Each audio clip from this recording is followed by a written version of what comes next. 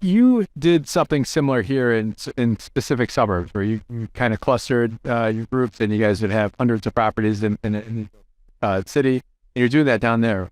What are the benefits of that? I mean, outside the camaraderie, what are the benefits for the community? Like, talk to us about kind of what you're adding to do it. So you know what the benefits are. Number one, it's once the cities or towns realize what are that we do things right, we pull permits, we do it by the book. The other thing is that the pool of tenants. I mean, I'll give you a perfect example. Lansing, before we got there, which is literally almost Indiana, almost Indiana, is the last city before you get to Indiana. When we started buying properties there, pricing was around $40,000, $50,000 for a 3-bedroom, 2-bedroom type of a property. And today, you can't touch a property less than $140,000, $150,000 on the buy side. Forget about on the rehab side. But it had a great tenant mix, great town, crime rate was right. It had all the marks of making for a great town. And all of us as investors going in there and putting long-term tenants, like we put in 2, 3, 4-year tenants, and we screen really hard.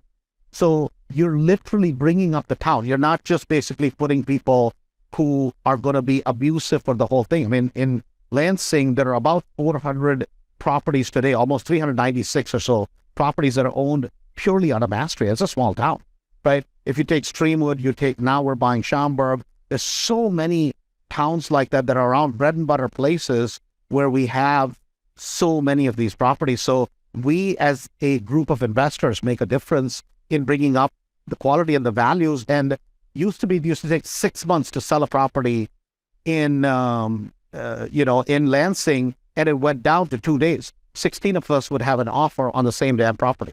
So it was kind of exciting.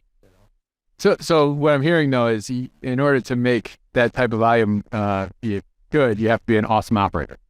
100%. You guys are adding value by being awesome operators and able to fly above the radar, and use the word permits, and like there's no shortcuts. You guys are doing it right, and you're trying to be leaders by example, and that's where the true benefit comes from. It's not if you're shitty, your model doesn't work. Yeah, no, I mean, we don't buy properties in areas that have too many challenges, right? I mean, to me, challenging people do challenging things, and they live in too many challenging areas, right? And we can't change the economics of an area, but we can certainly take an area which has good basic features and take it to the next level. And we've seen that happen. Glenwood is one of those. Lansing is one of those. Linwood, we bought a lot of properties, and individual investors are making a huge difference. And to kind of take it a step forward, We Win, which is a kind of a sister organization for us, basically women investors, they started doing during Corona fund drives, during food giveaways, and the towns really appreciated that. They're like, hey, you guys are not just quote unquote investors, you guys are working towards the goodwill of the community, right? And it's a small act. I mean, for all of us to raise a little bit of money and go give out 500, 600, 800, whatever food baskets or whatever it was at the time, it didn't make any difference for us, but yet everybody coming and volunteering. It's not the greedy investor as sometimes the city officials may look at it.